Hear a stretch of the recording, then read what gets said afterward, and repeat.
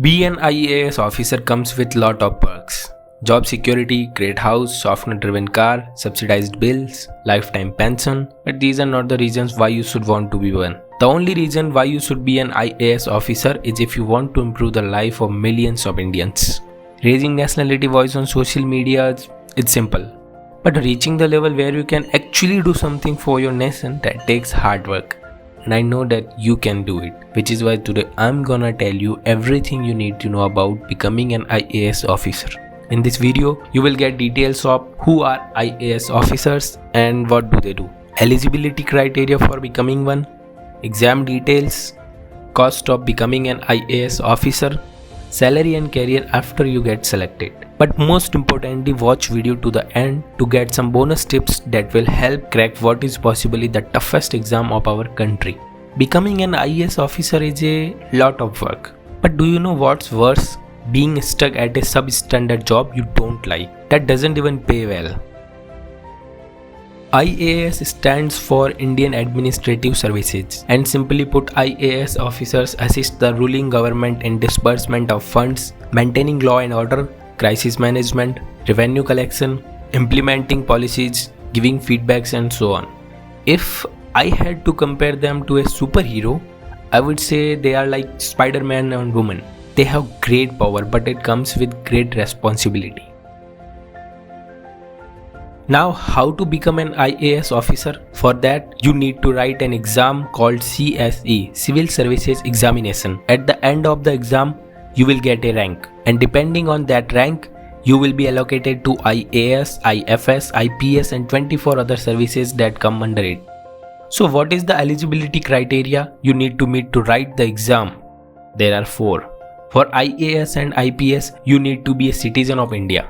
Age limit is between 21 to 32 and there are some extension in some cases as mentioned here. The number of times you can attempt this exam for general category is 6, OBC is 9, physically challenged candidates is 9, and for SC and ST is unlimited until they reach their age limit. And number 4, you need to have a graduate degree or an equivalent qualification at the time of the application.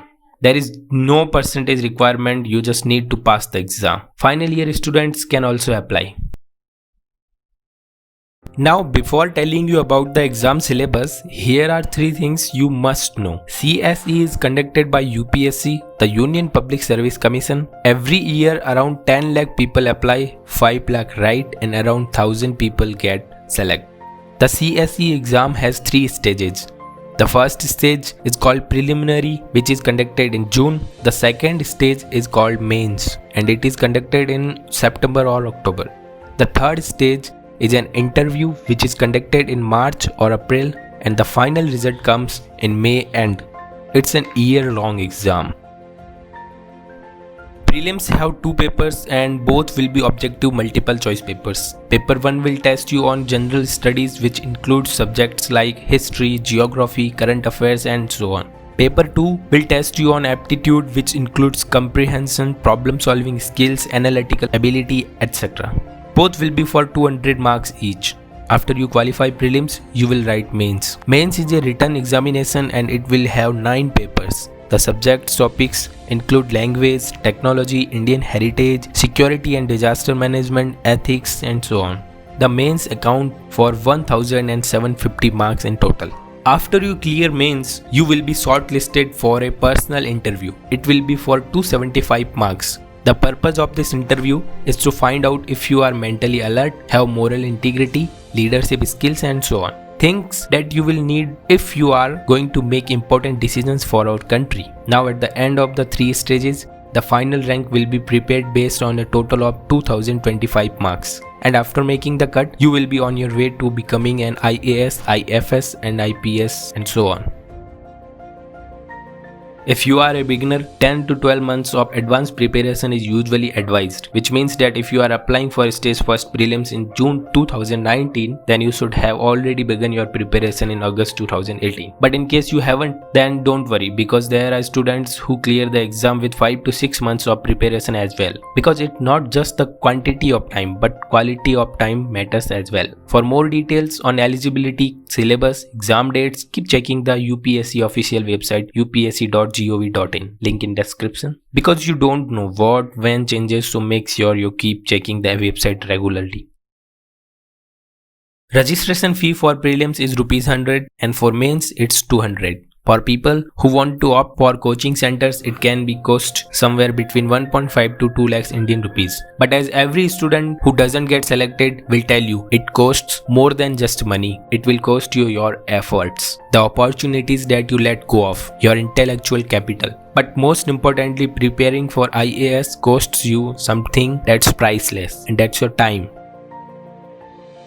The salary of a junior IAS officer can be around 60,000 Indian rupees per month, but it comes with a lot of perks like HRA, travel allowance and so on. Once you become a senior IAS officer, it can be around 2.5 lakhs per month or more. Now, how to make sure that you crack this prestigious exam? Now, if you want to crack the IAS exam, you must do 3 things.